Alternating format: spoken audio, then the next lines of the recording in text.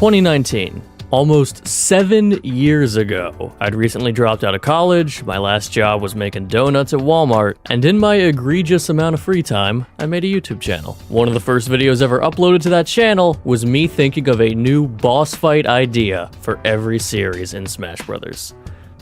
Kinda. In the 7 years since then, I've gone back to college, got my bachelor's and master's, and now I work professionally in the video game industry. So I would think, or at least hope, that life experience, particularly as it has revolved around video games and their creation, would put me in a position to come up with some much better ideas for boss fights in Smash Brothers. And if I'm not, that's gonna be rather embarrassing. So what do you say we do it again? Let's talk about who would make a great boss fight for every series in Smash Brothers, which characters have the icon status to earn a boss fight, who brings a creative enough idea, all while trying to keep it in the realm of things that could reasonably happen. I want to have a discussion that at least somewhat centers around the idea of how game concepts actually earn their way into a final product. But Smash has even more franchises in it today than it had back in 2019, so let's not waste any more time and kick things off, of course, with Mario. Throughout a lot of this video, you're going to see me talking a lot about the value of the boss fight I've chosen. What specific merit does it bring to warrant this slot as a boss fight? And that could be something like bringing a new interesting idea to the table, or bringing a format or style of boss fight that Smash would really benefit from having. So yeah, at first I was really trying to get into like the niche boss fight, try and pull something interesting that wouldn't have been talked about a lot. Thought about the Histocrat, Gooper Blooper.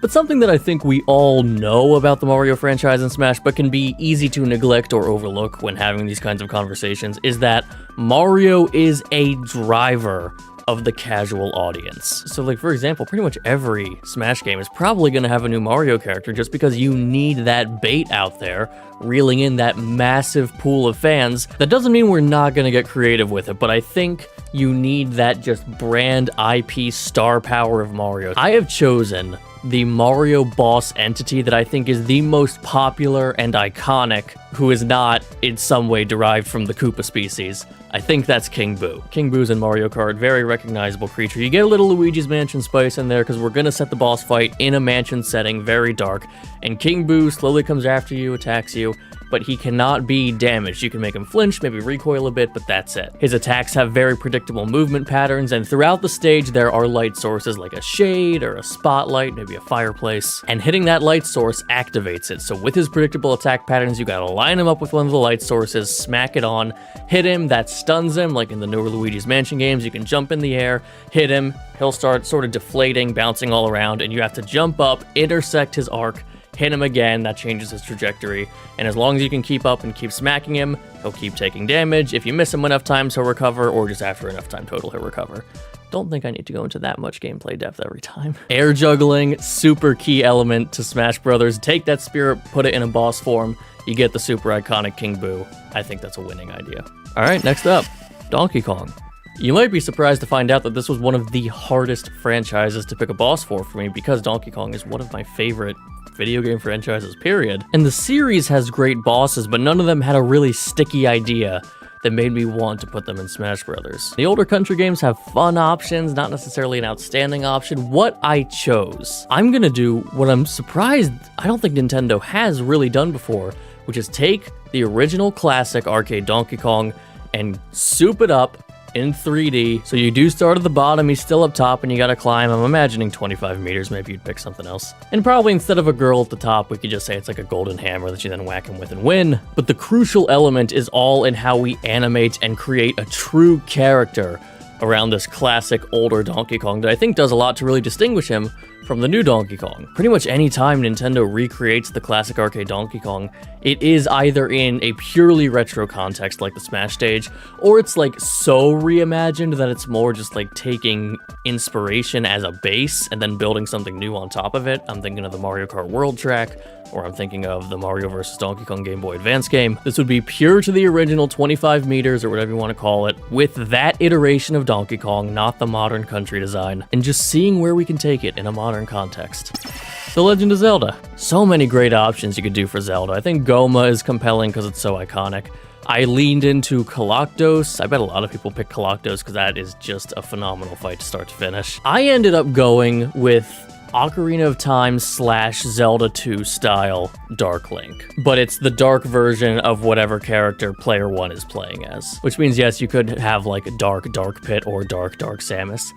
I just think that's funny. I'm doing this for two reasons. The first is that the mirror match where your opponent is trying to mirror your actions is a compelling, unique concept that Smash hasn't fully attempted yet. I feel like as you increase the difficulty from 1 up to 9.9, the boss fight doesn't get harder, it just more accurately mirrors your actions. And the more closely it's mirroring what you're doing, the harder it's going to be to find a way to break through that defense and hit him. But second, the more niche consideration, but one that I think is very important when you're considering the design of the entire video game, is that boss fights, at least in Smash Ultimate, had a narrative role to play. Every character got a unique classic mode that was themed in a way specific to that character, and they would often try to match an appropriate boss fight to the end of their run based on what the theme was. And if no boss fight matched the theme, you got the hands. And I think there are so many story context in any kind of Smash narrative scenario, whether it's character specific or otherwise, where you would benefit from having a situation where you can have the character fight a dark version of themselves. I just think it would be such a great narrative utility to be able to inject that style of fight wherever it made sense for a character or for a story beat. Metroid is gonna be so easy. I'm going with Kraid. He deserves it. Easy example of this is a classic Nintendo character for this franchise who deserves to have strong spotting in Smash, and he does in the Brinstar Depth stage.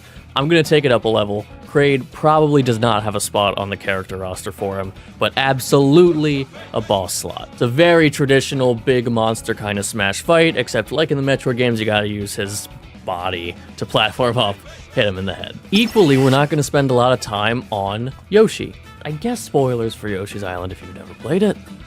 Always better to be safe with a spoiler warning if you can. I think most people would agree the original final boss of Yoshi's Island is so iconic. Everyone knows it, even if you haven't played that game. I think that fight has the clout that you can just more or less transfer it over to Smash Brothers as close as 1-to-1 as you can get, and that's a valid idea, because that boss fight is just so iconic, similar to Ocarina of Time Ganondorf. You probably do need to bring some standard enemies into the mix as Baby Bowser is trying to approach you, so there is some fighting in there. But I think you just run up, smack a big egg, it goes in your inventory, your neutral special becomes a throw, or no, you can just throw it like a normal throw projectile, and it can just auto-track and hit Baby Bowser. That'd be solid. Kirby! I kind of don't think anyone's going to agree with my Kirby pick. We'll see. Look, we already have Marks, and I have no problem with the ultimate boss fights just being ported over to the next game. I think there's a lot of value in that. Kirby has a ton of great, weird, cosmic entity bosses you could pick from, but we have one of those, and there's another area of Kirby that I want to pull from for a boss fight. Kirby is designed inherently to be a super accessible, super easy game that you don't have to think about. You can basically cheat your way through if you want. And I want to take that design inspiration to give Smash its easy beginner baby boss fight. Like a lot of good early video game boss fights are basically tutorials or teaching tools in disguise, but they still feel like a fight. You might be thinking I'm going for Wispy Woods here. I'm not, although I think that's valid. I want to pick Lo and La. Characters that I even had to look up to make sure I was even remembering their names right. If you don't know, these characters appear in a handful of Kirby games, and they're just two creatures that just push objects from left to right or right to left, and you have to intercept their path, maybe get behind them, and hit them before they walk off screen. They're really not even that hostile usually. But that core design of they're moving forward, but there is an object in front of them that is harmful to you. So you, as the player, you have to approach them, but you have to somehow get behind them, whether it's jumping over them or running under them, coming through a platform and coming from behind. And then you have to hit them close enough so that you damage them, but far enough away that you don't get the contact damage from touching them. I think that's just a great teaching tool for the movement and the feel of piloting your character in Smash Ultimate. Star Fox, I changed my answer at the end because I realized I didn't have a lot of great gang fights, like crew fights, like you versus a full another team.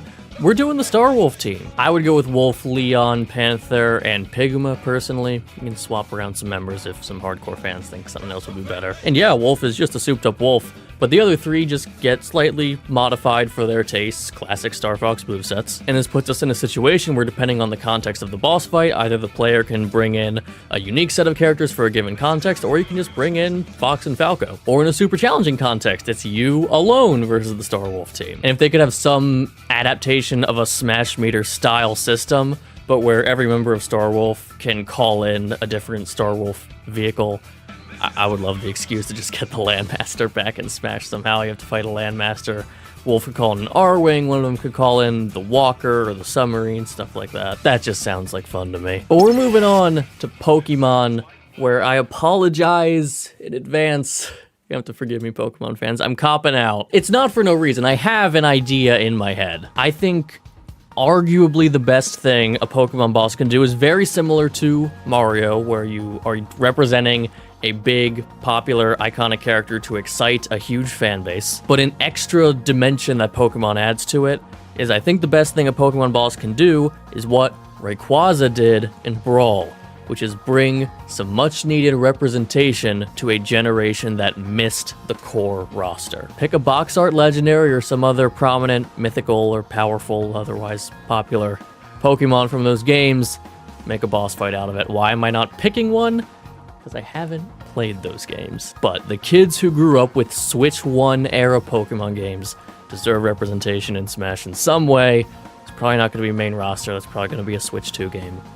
Give him a boss fight. Oh, Earthbound. I struggled a lot with Earthbound. I don't think you can do Gygas in Smash Brothers.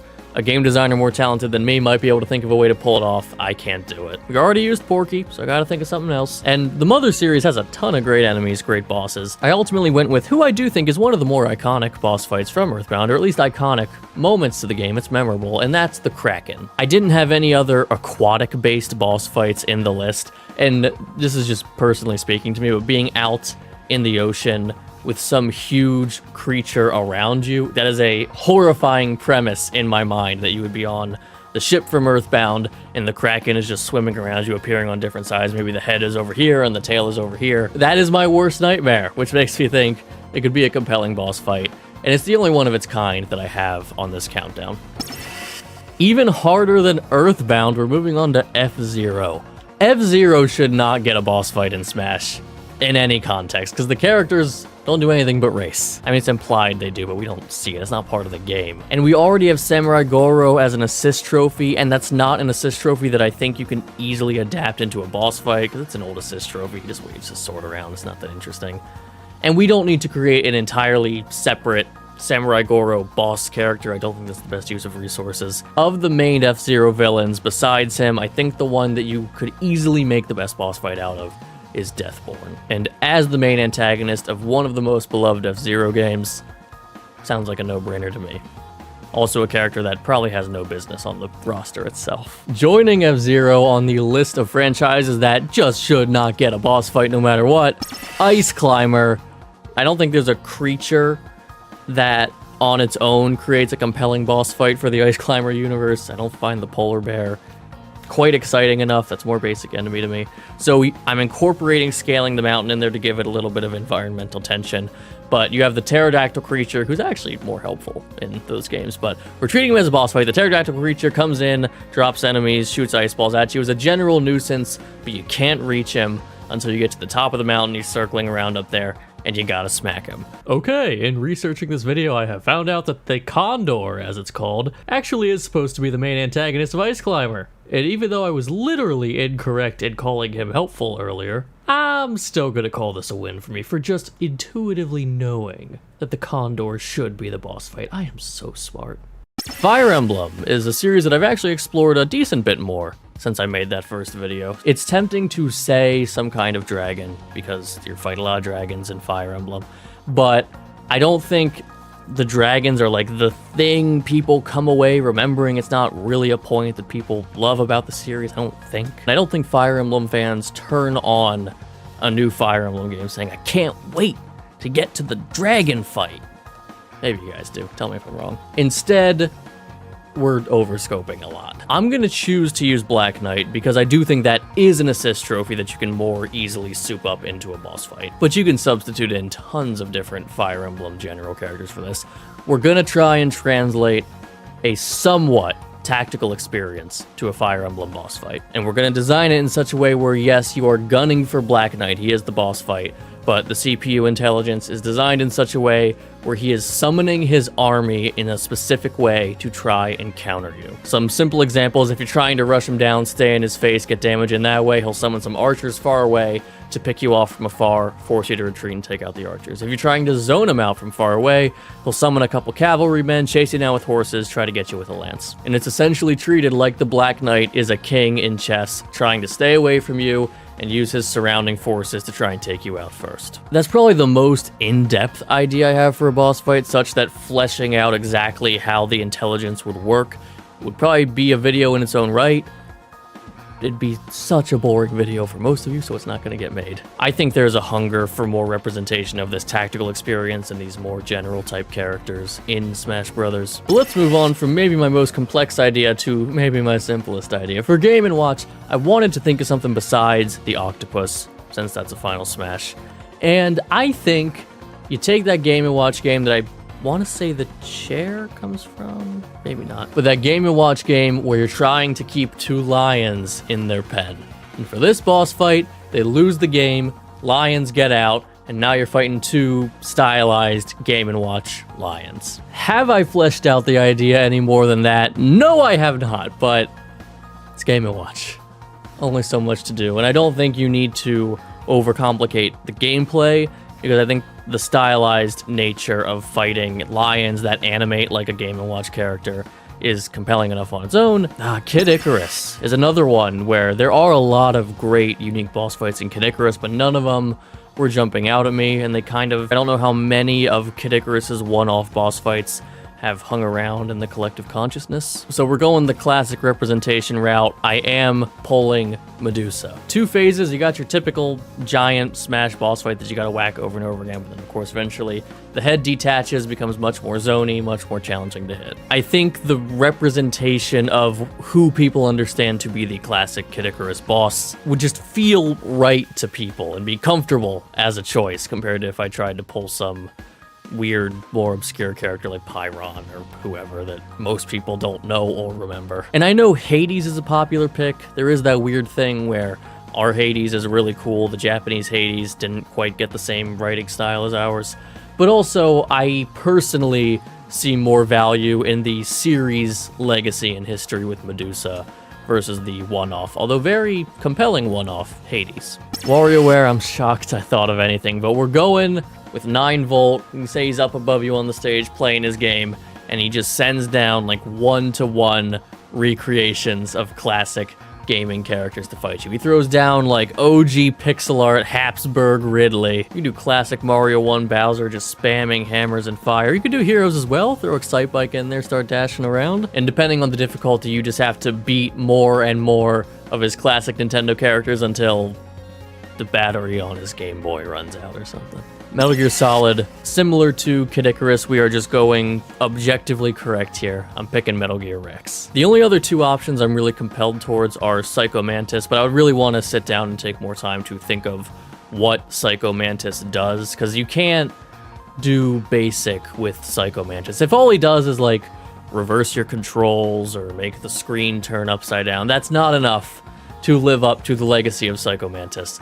But I'd want to really get into the nitty-gritty of like what is actually possible for Smash to achieve. I also wouldn't want to throw out super outlandish ideas that would like realistically never actually work in a true game context. But he is a great choice when you have an idea that matches the demands of the character. And the other one, I personally think that Metal Gear Ray might make a more compelling boss fight than Rex, but not so much more compelling that I'm willing to override what is the icon status of the #1 most recognized and probably beloved Metal Gear, which is Rex. Sonic the Hedgehog, so many great choices here. I landed on, ultimately, Metal Sonic, a recreation of the original Metal Sonic fight that's been recreated a ton of times. It's the only boss fight I have, I think, that requires you to move along a moving stage. Probably not quite as fast as the original game, but yeah, moving boss fight in the bad future, doing all the classic Metal Sonic stuff, chasing you down with electricity, and you know. And if you don't know, that's okay too, because it's really not that complex. Sonic is a franchise where, similar to Mario and Pokemon, I did want to lean in on the sheer icon status of it, but I was willing to inject a more creative, unique circumstance. I don't think you need to go with like the classic Sonic 2 Eggman mech, which I am ashamed I don't remember the name of right now. It's not the Death Egg, that's the Death Star ripoff. But that just felt too boring. And I've done some boring boss fights in this video, but Sonic, you can do better. I think Metal Sonic is better. And Dr. Eggman, I think, has a legit chance to be on the character roster. I don't think Metal Sonic has that in his future. There's a very specific circumstance where Shadow makes it as a unique character and then Metal comes in as a clone. Is Metal really big enough to get to be a clone? I think he is. Pikmin. I'm gonna say spoilers for Pikmin 2 because I didn't know what the final boss of Pikmin 2 was before I played it. Maybe you don't either. But we are going to go with the final boss of Pikmin 2 because I think it is a very strong final boss for the series. I think a lot of the games have pretty strong final bosses. But also, I think the format fits Smash beautifully. This big spider-like creature, so you have to jump up to hit its underside because its legs are so tall. But it has these 5 different contraptions that allows it to do 5 different attacks. And you have to jump up and specifically hit and knock out each contraption. So if you're particularly annoyed with the electric attack, you can target the electric contraption first and take that out. That is such an easy transition to Smash that there is no way I couldn't rely on it. Oh, Rob, I'm not gonna cheat. I guess light spoilers for the Subspace Emissary if you haven't played that, but you're watching a Smash channel anyway. I don't want to do the Ancient Minister. I mean, I want to do the Ancient Minister. That is my choice, but I don't want to give in and do essentially a Smash character for the R.O.B series. So we're gonna do a giant R.O.B playing a game of Stack 'em. He's stacking the blocks, and you gotta jump up the blocks he sets for you to hit his head. I think that's way less exciting than the Ancient Minister, but that's at least actually a R.O.B thing. So we're gonna leave it at that. The Animal Crossing boss fight we are going to use to bring back everyone's favorite Smash mode that got cut in Ultimate, and that is Coin Battle. You're up against Tom Nook, and on higher difficulties, they'll bring along Timmy and Tommy, and they're running around the stage collecting coins. They'll smack you to take your coins, you can smack them to get their coins, and there's no percentages, I mean, you can KO them, but that's not the point. At the end of the timer, counts up how much money everyone had. The team with the most money wins. Perfect idea. You get a classic Animal Crossing character in there, although I will admit Tom Nook might be destined for the character roster. We'll see. And you get to bring back a classic mode from games past. That, yes, was probably cut for a valid reason in that no one played it, but like Sakurai just spent years bringing back Kirby Air Ride. You can bring back Coin Battle. Mega Man! Don't know how many people are gonna love my Mega Man pick. I chose the Weapons Archive from Mega Man 10. If you are unaware, the Weapons Archive is essentially just a block that uses attacks of various Robot Masters. What I like about the Weapons Archive is that we can just dump in like 50 Robot Master attacks from throughout the Mega Man series that would never fit in the moveset. I like that idea as a fan. But perhaps more critically, at least on a design level, is that it allows us to bring in a core element of Mega Man's entire game design structure, which is pattern recognition. Technically, every boss fight in video games has some amount of pattern recognition, but we are getting it raw and pure with the Weapons Archive. Because yeah, we got 50 Robot Master abilities in here. There is a lot to remember. But after you fought him enough, and you know what he does, then you know when Flame Man appears, he's gonna go to the left and shoot a flame ball. You know when Plant Man appears, he's gonna take a leaf shield and try and hit you with it.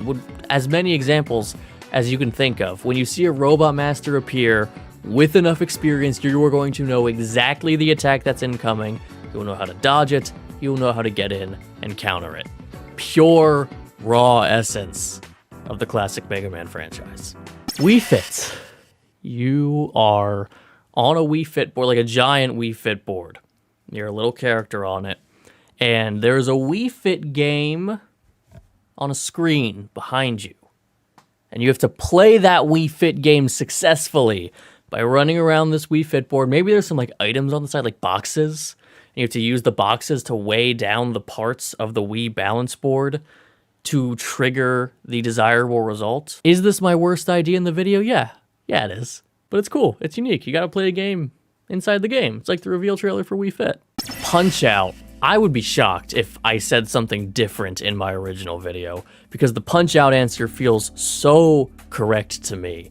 and that is King Hippo. Because the King Hippo formula can translate beautifully to Smash. He is invincible. You cannot damage him until you hit him with an open mouth, and then he can take damage in the stomach. Don't change a thing, he's perfect. I would make it so that you have to launch him off the stage. He doesn't have a health bar, but he's one of those characters that just, like, he does not get launched until, like, 150%, and you have to get to, like, 250, 300 before you can launch him far enough to actually KO him. For the Mii franchise, I'm taking the Dark Lord from Miitopia, a game I have not played, but I don't think this pick is about the uniqueness of the boss fight. It would probably be a fairly standard fight, but I think the core value of a Mii boss fight is that the game will read your internal Switch Mii data and just pick one at random. So it's one of those cases where you get to go into the boss fight and whoa, Barack Obama is the final boss. That's crazy. I haven't played a lot of the Mii games. I don't really know if they go like that, but that's the impression I get. Pac-Man was challenging for me. I was not content just using Inky, Pinky, Blinky, and Clyde. And I don't know what else Pac-Man does besides fight those guys. I have not played Pac-World. I've played the Pac-Man Mario Kart that they got at arcades. That doesn't really give me a lot to go off of. We're gonna do something similar to what we did with Donkey Kong. It's inspired by classic Pac-Man arcade, but you're not fighting the ghosts. You're fighting Pac-Man. Classic, old school Pac-Man. Similar to Lolo and La La La. If you're in front of him, he can chomp you, does a lot of damage. So you have to get behind him to hit him that way, although he can find ways to turn around and get back at you. And essentially, you can hit him until he gets to a power pellet, in which case you are the one that turns blue, your attacks all get disabled, and your launch ratio is way higher. He can launch you way easier if he actually gets a chomp on you. Fun spin on the classic Pac-Man format from the player's perspective, I think, but we're gonna move on to Xenoblade. In this case, my idea is the best idea, and that is that on any stage, you cannot disable this. Any stage in the game, any fight you do, there is like a 0.01% chance that the territorial Robart will just wander onto the stage. And if you get near him and aggro him, he will destroy you. And yeah, you can fight back, and maybe if you're really good, you can take him out. But I think that is the best way to represent the high-level enemy experience of a Xenoblade game. But if you are a boring person who needs a more serious answer than that, I think fighting two independent Mobius that can fuse together and unfuse, that would probably be my choice for a compelling gameplay experience with a Xenoblade boss fight. For the Duck Hunt fight, I might be messed up, you can tell me if I am. I want to fight that dumb kid from the Duck Hunt trailer that made Sakurai go like, oh, it's technically a trio, the duck, the dog, and the kid. Here's what's gonna happen. You're in a game of Hogan's Alley, and the kid's got a zapper, he's trying to shoot you. If he shoots you, you take a lot of damage. You can hide behind the standees that show up, and if one of the standees is a bandit, those are the guys that Duck Hunt's Down B summons, the kid's gotta blast the standee with his zapper before you run over and smack the bandit. And if you smack the bandit before it gets shot, the bandit will fire at the kid, and the kid's player will lose health. Want to be precise that the kid does not lose health. That would seem very dark. Street Fighter, this is my most objectively correct choice in the whole video, and it is probably my most wanted boss fight in Smash Bros., which is Akuma, who is just a souped-up, incredibly hard Ryu. I am a huge fan of old-school arcade-style, extremely difficult fighting game bosses that have insane reaction time and moves and combos. I love those fights. I want one of those in Smash. I want Akuma, and do not hold back with him. I mean, you can, I guess, you know, they have the difficulty slider. If they're on 1.0, whatever. But if I'm fighting a 9.9 Akuma, I want to sweat. With my 2 decades of experience playing Smash Brothers games, I still want to sweat when I fight Akuma. And there is no grand gimmick other than him being a souped-up Ryu, which is exactly what Akuma is. He's not huge. He doesn't have a health bar. He has percent. You can knock him out like normal. It is a normal Smash fight, but it is the hardest normal Smash fight in the game. For Final Fantasy VII, I am going to keep it to Final Fantasy VII, even though the blatantly correct choice would be to take something from a different Final Fantasy game. Smash has identified it as the 7 series, so we're going to go with a pretty traditional boss fight here. But I think one of the best big monster traditional boss fights you can pull for Smash Brothers to fit in its existing boss gameplay structure would be Weapon from Final Fantasy VII, one of the de facto giant intimidating monster creatures from any of the Smash series. And yeah, doesn't need much more explanation than that. It's a big creature, he stands there, he tries to attack you, you whack him till his health goes down. But it's a Smash boss fight. Bayonetta, in the category of Donkey Kong and Kid Icarus, so many great boss fights, but just hard to find one that stands out in a way that was compelling to me specifically. I think this is another great opportunity for a souped up assist trophy and get Rodon in a full super boss fight experience. Don't want to go too much in depth on him in case people haven't played. I do think there is value from the outside perspective for people who haven't played Bayonetta to see him as an assist trophy, but then you also see him as a boss fight in a different context, and that I think naturally generates intrigue. Like, oh, why? What is the context that takes us from assist trophy to boss fight? What's the link? That's interesting to explore in the game. Maybe that's just how my brain works, but I wanted to do at least one fight like that here. Splatoon, I've always thought it was a good idea. Just classic DJ Octavio and his giant mech punch the fists back at him. I think that fits too well in Smash Brothers to not want to use it. Castlevania, for the longest time in this video, I was thinking I would do Shaft to give Richter's era of Castlevania some love, and Shaft can do a lot of cool things, but I can't deny that the character of Death has such an impressive legacy of doing cool, unique things with every one of his appearances. Every appearance of Death that I've seen, at least, was in some way memorable and noteworthy. They always find cool new things to do with that character. That is a legacy of a boss entity in gaming that deserves to be represented in Smash in some form. And I would love to know what direction the team would go with it, because you can take that character so many different ways in a combat scenario. Persona I definitely struggled with, even though he's not technically a bad guy, depending on how you want to look at it. I want to be in the Velvet Room. First of all, how do you do a Velvet Room in Smash Brothers? That's an interesting enough idea on its own.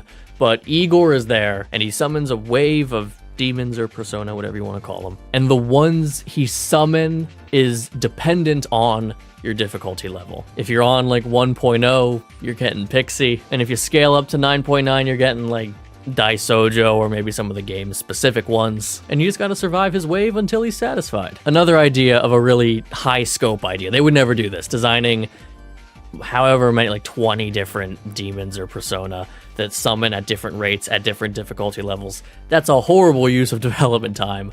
But I think it's a really cool idea, and I think getting a ton of these creatures in there along with Igor in the Velvet Room, that's a lot of phenomenal series representation that would be hard to do in a context other than a boss fight like this. Dragon Quest is in a similar spot to Fire Emblem, where like, are the dragons actually that important to Dragon Quest? I think having a dragon from Dragon Quest is more valid than having a dragon from Fire Emblem, but I didn't go with a dragon either way. I also don't think a lot of its main villains or final bosses really jump out in a way that demands a Smash boss fight. I couldn't decide whether I wanted to do a metal slime that was kind of like a high value target. You can treat it like the original game, where if you get the metal slime boss fight, that's like a super rare opportunity you don't want to miss. But the timer's really short and he's really dodgy, he's really hard to hit, but he doesn't have a lot of health. But if you destroy him, then you get tons of rewards, whatever the rewards in the next game are. That is an option. If we are not in a Smash game infrastructure where getting a lot of rewards would be valuable to the player, then I think we pivot to King Slime, which is a bunch of little slimes put together. In that case, it's a pretty classic setup for a video game boss fight, although not one that has been in this video so far, where you hit King Slime and a bunch of little slimes come out, they start attacking you.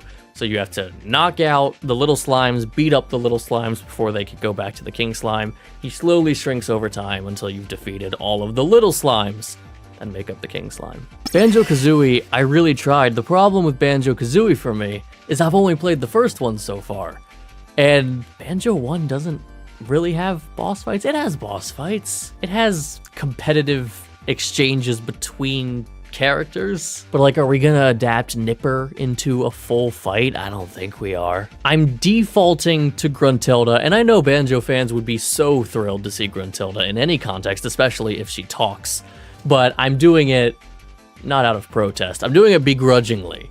I don't want to default to a Gruntilda boss fight because it's easy, but I don't think I could offer anything of higher value. And actually, similar note, Fatal Fury, I am sticking with Fatal Fury We're not doing King of Fighters. Fatal Fury, I have a hard time justifying anyone but Geese. There are other things you could choose. Some people might want to do like a gang of like Billy Kane and Yamazaki. Insane people might want to go with Krauser instead. But the value propositions of those fights are so similar to what a Geese fight would bring that I don't know why we wouldn't just do Geese. The problem with Geese is that he's similar to the pitch for Akuma, where he would just be a really hard fighting game character that's a pretty standard fight. And in no universe would you pick Geese over Akuma. I guess maybe if Geese was like super cheap compared to Akuma's license, maybe. But it would give us a pretty cool boss stage. You always fight Geese in a cool location. Arms, feel like I'm defaulting on the easy answer yet again, but I think Headlock is just too good of a pick not to do. I especially like the idea in a multiplayer setting of Headlock being able to like come off whatever Arms character it's possessing and like go to your friend, like takes over player 2, and now you have to knock Headlock off of player 2 without actually KOing player 2 and making them lose a stock. I think the best idea for Minecraft is the Ender Dragon, in part because the way you fight the Ender Dragon I think works great in Minecraft, and I think it would translate really great to Smash Brothers. I really don't have many notes. I think it would work great. But for Tekken, okay, I realized as I was going that I can't do Akuma for every fighting game franchise, even if it feels objectively correct. I did it with Geese, so what I thought of for Tekken is let's recreate the scene that at the time was Heihachi's, I guess, second death. So you're not fighting Heihachi, you're actually fighting with Heihachi. There's a Heihachi with you, but he's on your side, and you're fighting an army of Jack 4s. And then maybe on higher difficulties, because it would be a waste to make a Heihachi fighter and not let the player fight them. On higher difficulties, after the Jacks are done, Heihachi turns on you and you get your Heihachi fight. So in the end, we are doing Akuma again, but we threw a little bit in there. Fighting games are easy. Their value proposition is so simple. You just want to fight powerful people. And then, like Smash Brothers itself, we are ending on Kingdom Hearts. Like Banjo, I've only played the first game. I don't know if core antagonist characters really rise up in later games to make obvious Smash boss fight ideas. For the first game, I'm actually choosing Darkseid, because I think that boss fight would allow you to utilize the, what does Smash call it? The dive into the heart stage, taking advantage of very classic iconography for that franchise. And it's a very easy scenario. It's a boss fight that's basically designed to be a big guy, where you have to run up his body during attacks and hit him in the head. Perfect for Smash. So I guess you guys are the jury in all of this, and whether or not my ideas for boss fights are actually improved from where they were 7 years ago. But either way, it's always a subject I come back to, because there are so many ways to represent characters in Smash besides the main roster. The main roster isn't always the best way to represent every character in gaming, and I think boss fights have a ton of potential that I'm very excited to see how they decide to utilize in future installments.